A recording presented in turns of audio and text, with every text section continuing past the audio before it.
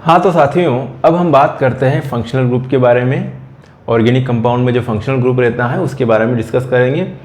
तो आपके इस वाले टॉपिक में बहुत सारे पाप धुलने वाले हैं, मतलब कि बहुत सारे आपके कॉन्सेप्ट क्लियर होने वाले हैं ऑर्गेनिक केमिस्ट्री के। तो देखो, फंक्शनल ग्रुप का बड़ा इंपॉर्टेंट रोल रहता है किसी भी ऑर्गेनिक कंपाउंड में। जैसे कि मैंने यहाँ लिखा कि ये लिख दिया CH3OH और यहाँ लिखा CH3CHO और यहाँ लिख दिया मैंने CH3COOH। समझना, तो यहाँ पर डिफरेंट क्या आ रहा है, CH3 यहाँ पर भी है, यहाँ पर भी CH3 है, यहाँ पर भी CH3 है। इनको क्या कहोगे भैया, ये है एल्किल ग्रुप। कौन सा ग्रुप है, एल्किल ग्रुप। और ये जो दिख रहे हैं इनको कहोगे आप फंक्शनल ग्रुप। क्या कहोगे, फंक्शनल ग्रुप या क्रियात्मक समूह कहोगे इसको। तो सारे जो भी ऑर्गेनिक कंपाउंड है, कार्बनिक यौगिक है, उनके जो भी रासायनिक गुण होते हैं वो किनके ऊपर डिपेंड करेंगे, इन फंक्शनल ग्रुप के ऊपर डिपेंड करेंगे। तो क्रियात्मक समूह है ये। तो क्रियात्मक समूह किसे कहते हैं, तो किसी कार्बनिक यौगिक का वह भाग, किसी कार्बनिक यौगिक का वह भाग जो उसके रासायनिक गुणों के लिए उत्तरदायी होता है, क्रियात्मक समूह कहलाता है। ओके, क्लियर है।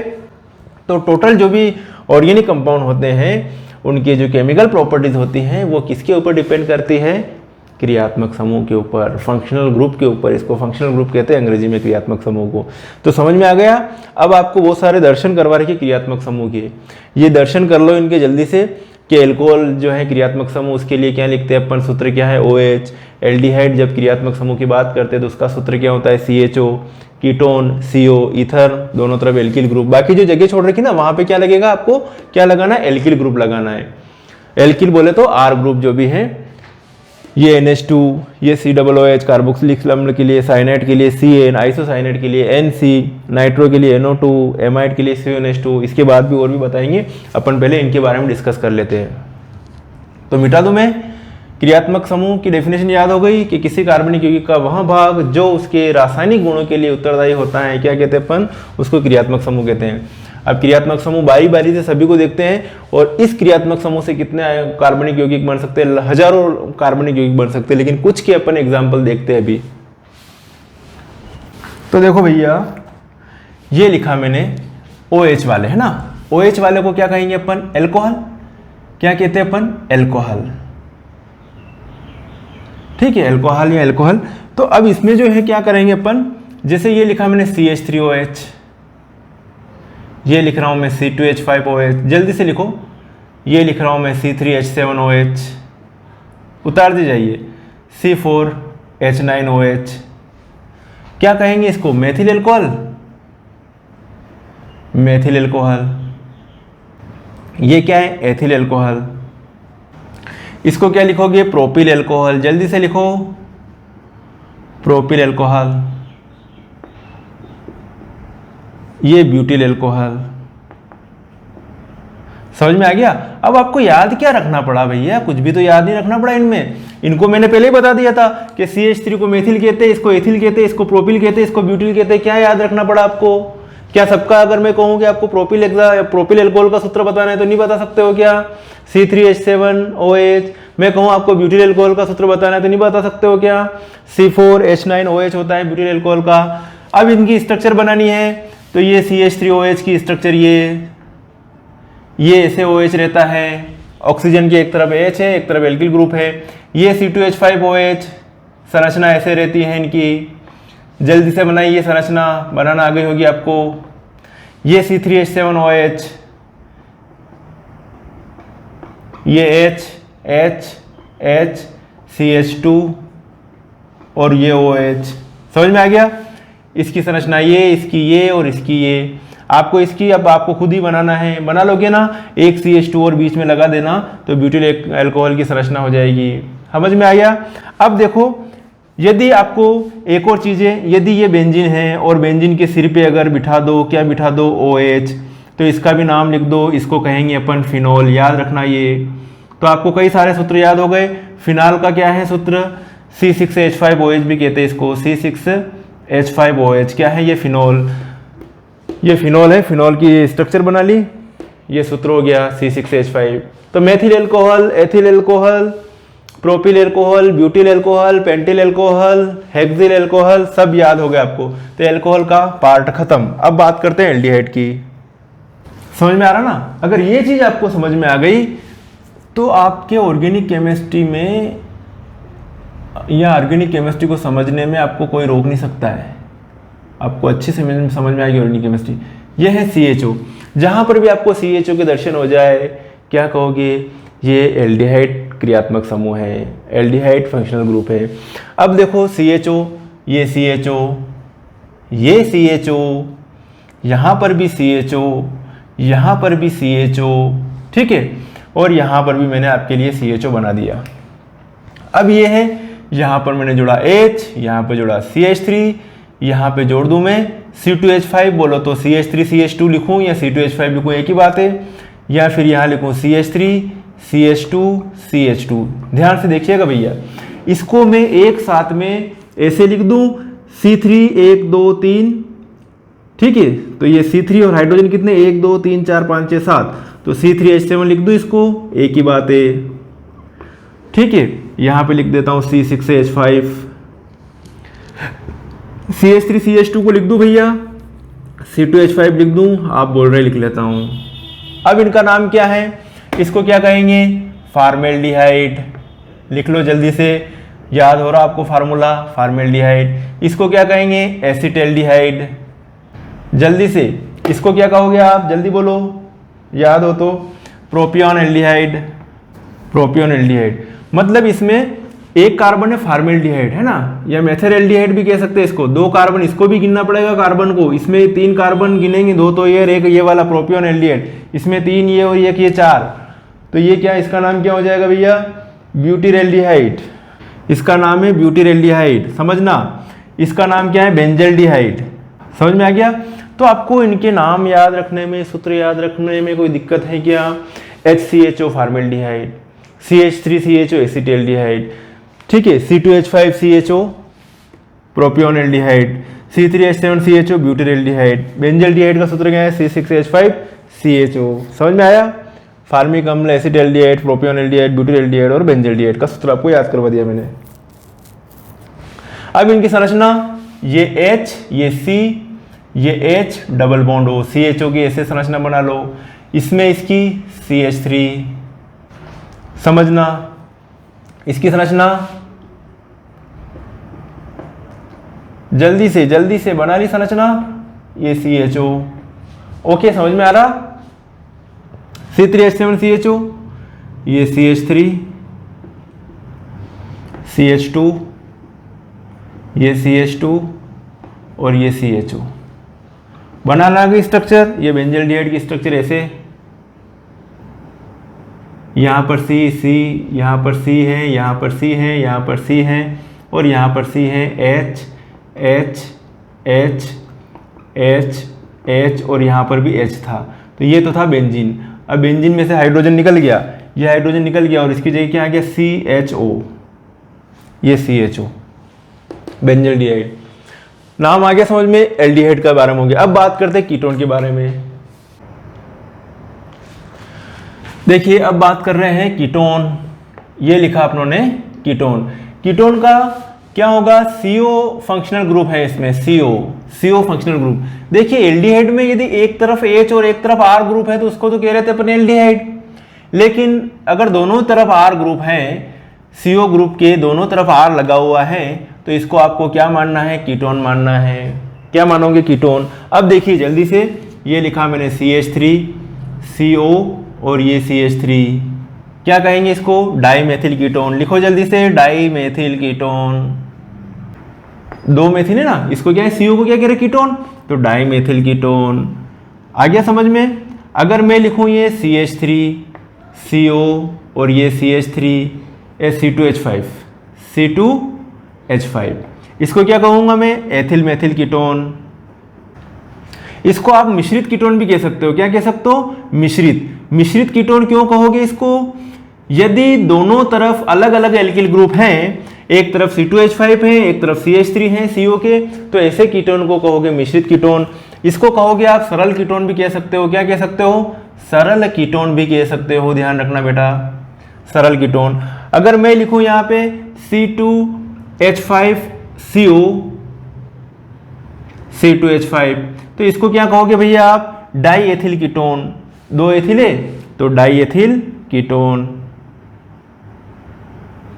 इसको कहोगे आप डाई एथिल कीटोन। आया समझ में? उतार लीजिए जल्दी से, die ethyl ketone.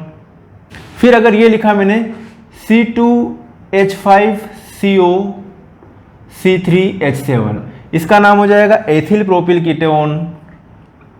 Ethyl propyl ketone, क्या कहेंगे इसको? Ethyl propyl ketone. ये भी क्या हो जाएगा? ये भी एक मिश्रित कीटोन है। इसमें अल्फाबेट का यूज किया गया है, जैसे ई पहले आ रहा है, एम बाद में आ रहा है, तो इसको एथिल मेथिल कीटोन कहा। यहाँ पे एथिल ई पहले आ रहा है, फिर आ रहा प्रोपिल, तो इसको कह दिया एथिल प्रोपिल कीटोन कह दिया। समझ में आ गया? ये साधारण नाम है। अब ऐसे ही ये लिखा मैंने C6H5CO CH3, इसको कहेंगे मेथिल फेनिल कीटोन। क्या कहेंगे? Methyl phenyl ketone. इसी का नाम है एसीटोफिनोन भी है, याद रखना, एसीटोफिनोन। और इसको स्ट्रक्चर में ऐसे भी बना सकते हैं, CO और ये CH3। उतार लीजिए। तो आ रहे हैं आपको कुछ समझ में? साधारण नाम, ये साधारण नाम आपको रिएक्शन में दिए हुए रहेंगे। रिएक्शन जब लिखते हैं तो वहाँ पे IUPAC नाम का कहीं कहीं यूज़ किया जाता है, बाकी अधिकतर जगह जो क्या लिखा जाता है, साधारण नाम लिखा जाता है कि इसके इसके साथ में रिएक्शन करवाए भैया। कीटोन की रिएक्शन करवाई, एल्डिहाइड की रिएक्शन करवाई, एसीटोफिनोन की अभिक्रिया करवाई, तो ये है। अब इसमें जो स्ट्रक्चर बनानी है तो कैसे सिंपल स्ट्रक्चर बना सकते हो आप इसकी? एक हाथ बता देता हूँ, ये CH3, ये CO और ये CH3। आ गया समझ में? ओके, और स्ट्रक्चर बताऊं? बहुत बेनिफिट रहेगा इस वीडियो का। ये CH3, ये CH2, ये CO, ये CH2 और ये CH3। अगर यहां पर ये स्ट्रक्चर बन गई इसकी, ठीक है, C2H5CO C2H5 स्ट्रक्चर इसकी बन गई। अब इसकी जगह इसको हटा दूं और इसकी जगह लिख दूं H, तो ये स्ट्रक्चर किसकी बन गई? इसकी। Methyl ethyl methyl ketone, ethyl methyl ketone. समझ में आ गया? तो ये है स्ट्रक्चर। तो अपन ने कीटोन भी समझ लिया। अब बात करते हैं अपन ईथर के बारे में।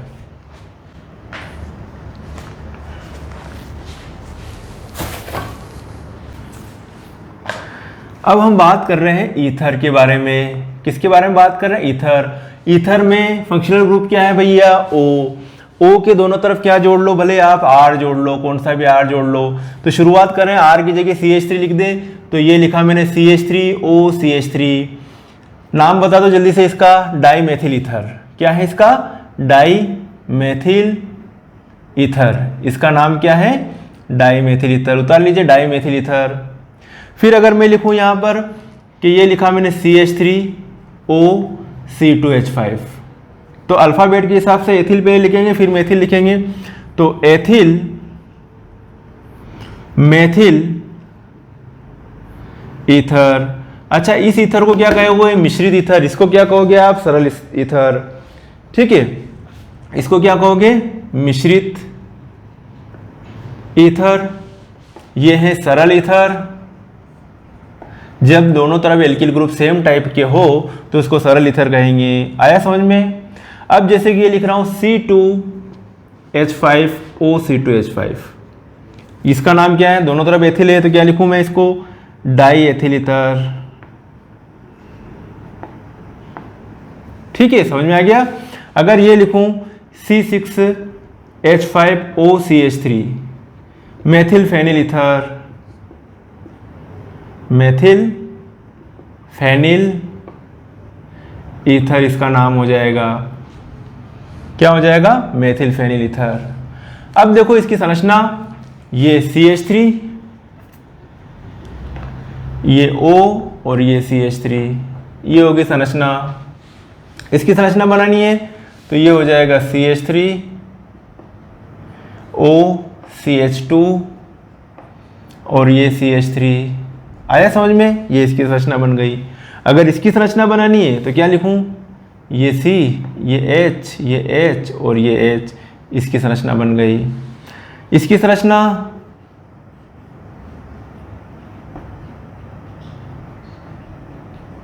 हर जगह CH,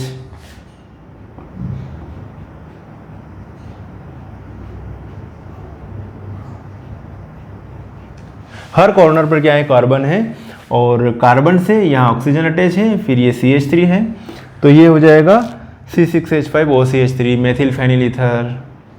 तो अपन ने ईथर के बारे में बात कर ली। अब बात करते हैं कार्बोक्सिलिक अम्ल के बारे में जल्दी से।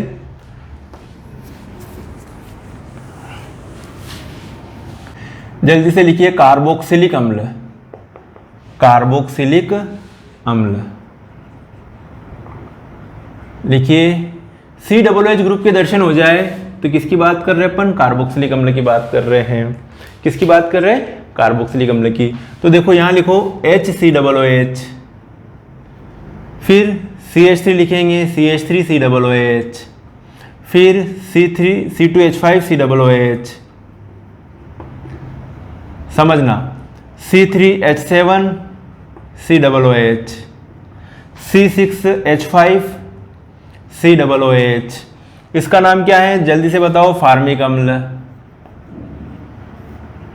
ये काम आएंगे आपके रिएक्शन याद करने में। इसको क्या कहेंगे, एसिटिक अम्ल। इसको क्या कहोगे, 3 कार्बन गिन लेंगे, प्रोपियोनिक अम्ल।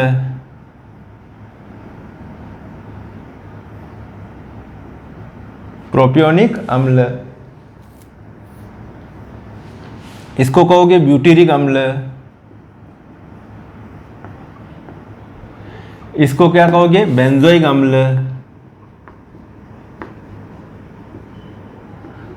तो समझ में आ रहा, फार्मिक अम्ल HCOOH, एसिटिक अम्ल CH3COOH, प्रोपियोनिक अम्ल C2H5COOH, ब्यूटेरिक अम्ल C3H7COOH, बेंजोइक अम्ल C6H5COOH। क्लियर है भैया। इसको, इसका स्ट्रक्चर कैसे होता है, COOH को ऐसे लिखते हैं COOH, ये स्ट्रक्चर हो गया। तो कुछ नहीं है, HCOOH, ये स्ट्रक्चर हो गया, CH3COOH, ये संरचना सूत्र। C2H5COOH, तो ये CH3 CH2 COOH आया समझ में। बेंजोइक अम्ल में बेंजीन रिंग और सब जगह CH है, ये अंडरस्टूड, और ये COOH, ये संरचना हो जाएगी। आया समझ में। तो ये हो गया अपना कार्बोक्सिलिक एसिड के बारे में। अब बात करें अपन एमीन। एमीन का क्या है, NH2। ध्यान से देखना, NH2। तो यहां लिखता हूं मैं CH3NH2। अगर मैं HNH2 लिखूं तो किसका फार्मूला है, ये अमोनिया। क्या है ये, अमोनिया। CH3NH2 लिखा तो क्या लिखा, ये मेथिलेमीन। C2H5NH2 उतारते जाइए, एथिलेमीन।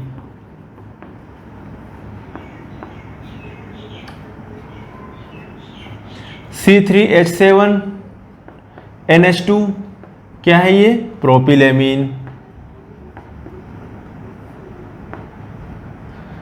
C4H9NH2 ब्यूटिलेमीन। ठीक है, और ये लिख रहा हूं C6H5NH2, किसका फार्मूला है भैया, ये एनिलीन।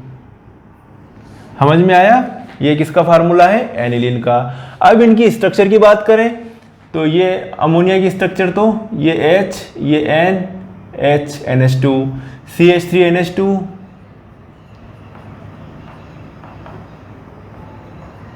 C2H5NH2,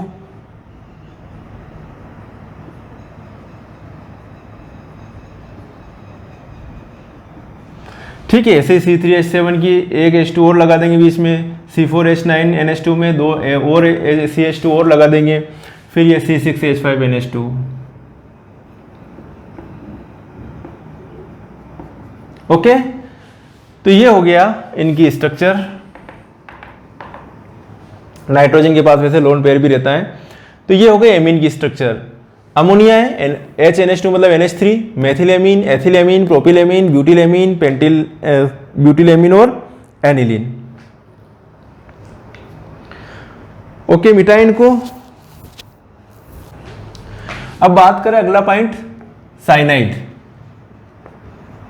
साइनाइड की बात करते हैं भैया, जल्दी से देख लो। साइनाइड मतलब CN, ये रहता है इस टाइप से CN, साइनाइड। अब लिखूं HCN तो हाइड्रोजन साइनाइड हो जाएगा। CH3CN, क्या लिखूं इसका नाम, methyl cyanide. C2H5CN, ethyl cyanide. C3H7CN, propyl cyanide, ये hydrogen cyanide.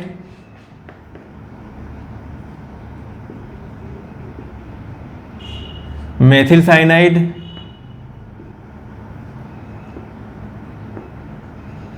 Ethyl cyanide,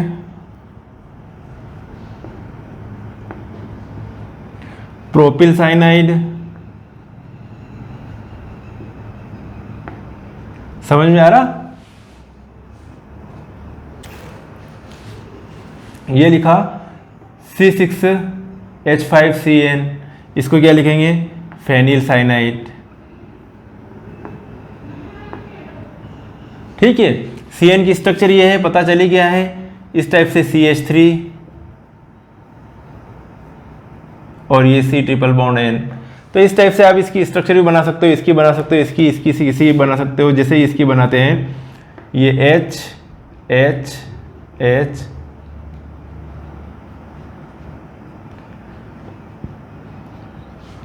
C3 H7 3 4 5 6 7 और ये CN।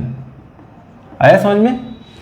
तो ये है, ये फेनिल साइनाइड मतलब बेंजीन के ऊपर क्या लगा दिया, CN, ये हो जाएगा फेनिल साइनाइड। यहां तक समझ में आया? चलो अब बात करते हैं आइसोसाइनाइड की। ये NC आइसोसाइनाइड है ना, ये क्या है, आइसोसाइनाइड, इसको आइसोसाइनाइड कहेंगे। तो ये लिखा मैंने जैसे CH3, ये N और ये C, इसको कहेंगे मेथिल आइसोसाइनाइड। या लोन पेयर दे रहा है कार्बन को, है ना, कार्बन के वेकेंट ऑर्बिटल में जा रहा है ये, तो लोन पेयर दे रहा है ये नाइट्रोजन, तो इसको कहेंगे मेथिल आइसोसाइनाइड, मेथिल आइसोसाइनाइड। ऐसे ये लिख रहा हूं मैं C2H5NC, एथिल आइसोसाइनाइड। समझ में आया? ऐसे ही C6H5NC, ये हो जाएगा फेनिल आइसोसाइनाइड। आया समझ में? तो इसमें आपको सिर्फ फार्मूले देखने हैं। फेनिल आइसोसाइनाइड स्ट्रक्चर, ये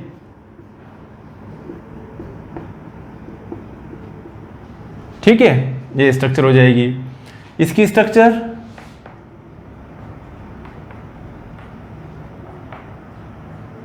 ओके। चलो आइसोसाइनाइड हो गया। अब दो और बच्चे नाइट्रो और एमाइड वाले। नाइट्रो मतलब NO2, ठीक है, NO2 ग्रुप में जैसे ही मैंने ये लिखा CH3NO2, C2H5NO2 या C6H5NO2, इनके नाम लिख रहा हूं मैं। इसको लिखेंगे नाइट्रोमेथेन,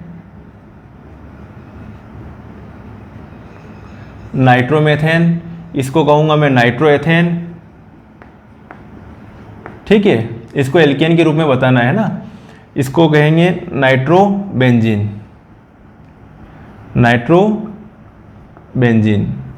ठीक है। अगर C3H7 हो, NO2 होता तो नाइट्रोप्रोपेन कहते हैं, नाइट्रोब्यूटेन, नाइट्रोपेंटेन, नाइट्रोहेक्सेन, इस टाइप से। इसकी स्ट्रक्चर ये CH3 N double bond O, ये या इसकी स्ट्रक्चर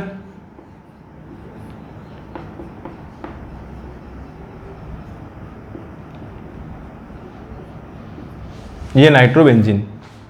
नाइट्रोबेंजीन की ये संरचना है। आया समझ में? एमाइड, एमाइड फंक्शनल ग्रुप क्या लिखते हैं अपन? CONH2। इसका स्ट्रक्चर कैसे आएगा? ये C double bond O N, ये H और ये CONH2। अब देखो यहां पर लिख रहा हूं मैं, ये लिखा CONH2, यहां पे जोड़ दिया मैंने CH3, तो इसको लिखेंगे एसिटामाइड, एसिटामाइड। अगर मैं लिख रहा हूं यहां पे C2H5 CONH2, इसको कहेंगे प्रोपेनामाइड। क्या लिखूंगा? प्रोपेनामाइड। समझ में आया? प्रोपेनामाइड। अगर मैं लिखूं C6H5CONH2, इसका क्या लिखूंगा? Benzamide, benzamide. C6H5CONH2 क्या है? ये बेंजामाइड की स्ट्रक्चर है। आया समझ में कुछ? तो अब आपको इनकी स्ट्रक्चर तो बनाना आ गई होगी सभी की। जैसे इसकी बताऊं मैं, एक की बता देता हूं, CH3CO और ये NH2। ठीक है, ये इस स्ट्रक्चर को यहाँ लिखना है और कुछ नहीं करना है। तो आपको साथियों मैंने ये कुछ क्रियात्मक समूह और भी क्रियात्मक समूह, ढेर सारे क्रियात्मक समूह हैं, लेकिन इन क्रियात्मक समूह के आधार पर जो अपनों ने नाम याद करे, वैसे दूसरे क्रियात्मक समूह को रख के भी अपन नाम याद रख सकते हैं आसानी से। सभी में एल्किल ग्रुप तो सेम था ही सा। आपको एक का नाम याद करना, दूसरे का नाम ऑटोमेटिकली याद हो रहा है। जैसे आपने मेथिल एल्कोहल का फार्मूला याद है, तो एथिल एल्कोहल का फार्मूला याद करने में कहाँ दिक्कत है? प्रोपिल एल्कोहल का फार्मूला याद करने में कहाँ दिक्कत है? सिर्फ आपको एल्किल ग्रुप ही तो चेंज करना है। जैसे मेथिल एल्कोहल का फार्मूला CH3OH है, तो एथिल एल्कोहल का C2H5OH, प्रोपिल एल्कोहल का C3H7OH, ब्यूटिल एल्कोहल का C4H9OH। क्या दिक्कत है भैया? कहाँ दिक्कत आ रही है? फार्मल्डिहाइड, एसिटाल्डिहाइड, प्रोपियोनल्डिहाइड, ब्यूटिलएल्डिहाइड, कहाँ दिक्कत है? सभी के फार्मूले आप सीक्वेंस में याद करोगे तो आपको फार्मूले याद रहेंगे। अगर सीक्वेंस में याद नहीं किए और अलग अलग याद किए तो फिर फार्मूले याद करने में दिक्कत आएगी। तो पहले आप फंक्शनल ग्रुप से जान पहचान बढ़ाइए, फिर फार्मूले याद कीजिए। ढेर सारे फार्मूले याद कर सकते हो।